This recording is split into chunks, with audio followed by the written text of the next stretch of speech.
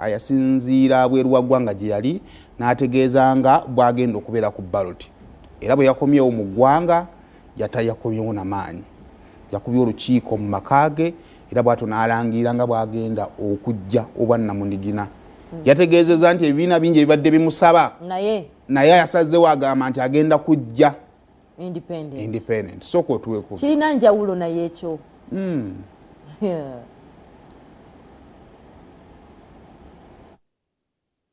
nawe notya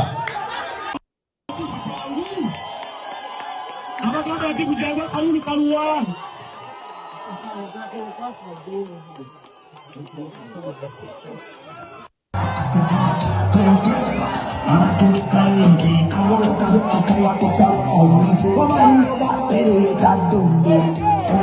mukama mulungi nawe notya subhana wa ta'ala goteeka abantu mbifo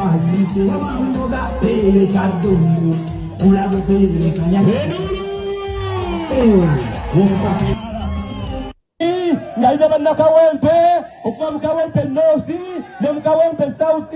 nga basazeewo Latifu Ssebaggala Sseŋŋendo yasimbye esimbewo avuganye kuba mmeeya kuba nabunigina akalulu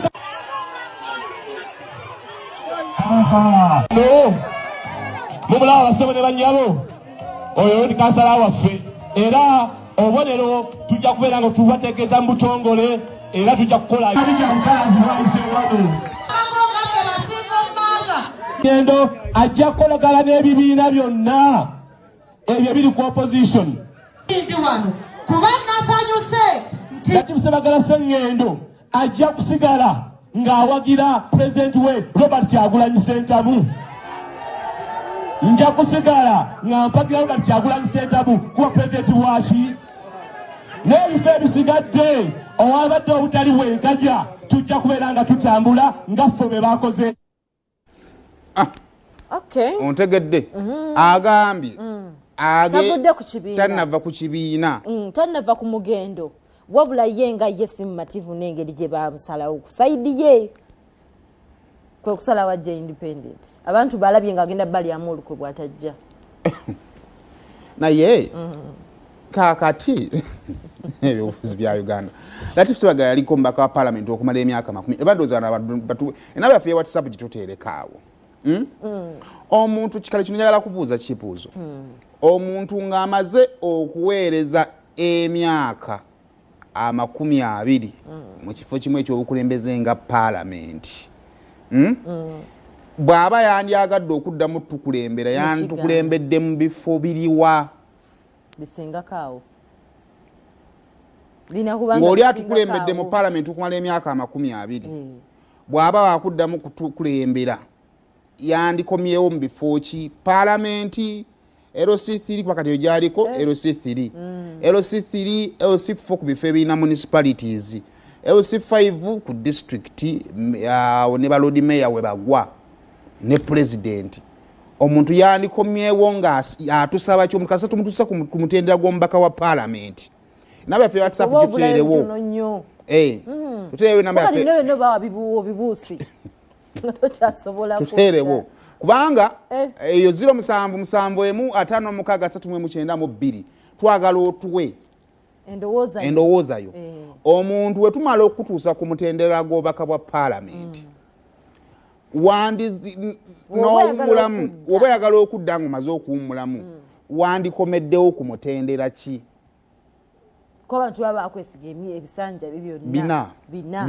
myaka 2 malambirira kitegeezo ina kyosobola ate okukola ekisinga kaawo ndabaga ekibiina ekyadde kimuyambye naye munange Latifu kati wakuneona ekirala kyenalabye kaadi etandise okuvugibwa ey'eddiini ey'eddiini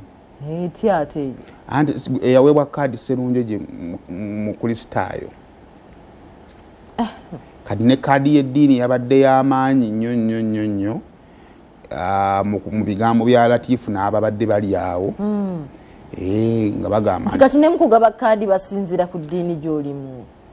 omanyi mu byobufuzi ebyobufuzi olaba kintu kino ekya Common Man's Party kye yakola the ideology is right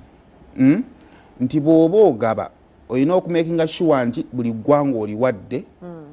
buli ddiini ogiwadde oba okitegeera byonna olina obbanga obagabanyiza bulungi nti oli ajja tunuulira mu kabinenti yo atunemu alabe nga temuli bakazi era kyova nti bwe twajja wano nga bannaffe aba Democratic Front bakoze gundi yaabwe twabakozinya negamba naye nga bakyala batono oba kitegeera tekitegeeza nti abakyala abali mu Democratic Front bonna balina embavu naye waliwo abantu abayitirawo ku kaadi emu kyali entujja nga mu kaadi y'abayigirize toliimu nga tuleta mu kaadi toliimu naye tujja netugamba nti kaadi y'eggwanga kinaalabika kitya nga ow'eggwanga tetulinamu wa ggwanga lino ne tukuleeta nga toli w'amaanyi nnyo naye ng'otukiikirira lwa ggwanga eryo netugamba nti oyo tumuwe olw'eggwanga kaakati kiyinza okuba nga oba kyabuusibwamu amaaso obanga bakikola bakigenderera naye lwakuba on this particular position abaddewo abadde mu kristaayo era abantu badde bamulonda naawe simanyi oba banaatuuka time ne bamwefuulira naye genda ku namba yaffe ya WhatsApp tubuulire wali ebitundu ebimu nga mu bitundu si mu kibiina nga balonda omuntu okusinziira ku ddiini ye naye lwakuba n'obuweereza bukulu nnyo nina wendaba lwakuba simanyi olumu eyinza okuba ebiri ku social media byawukana n'ebiri ku ground ab'ebutambala baagala abakyala nalaba abakyala nga bagamba Aisha twakuwa twagala kuzza Lydia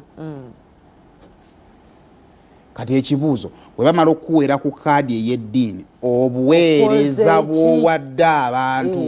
kubanga waliyo mu bitundu gye bawadde ab'enzikiriza yaabwe naye ate ne batafuna buweereza kati ekibuuzo twanditunuulidde eddiini ya muntu oba buweereza eddiini ejja na feva nti tumuwe munnaffe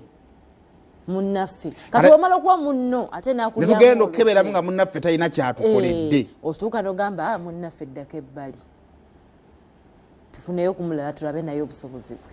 banaye temwerera kubwatula bingo *238*10# *238*10# njagala owangule ku ssente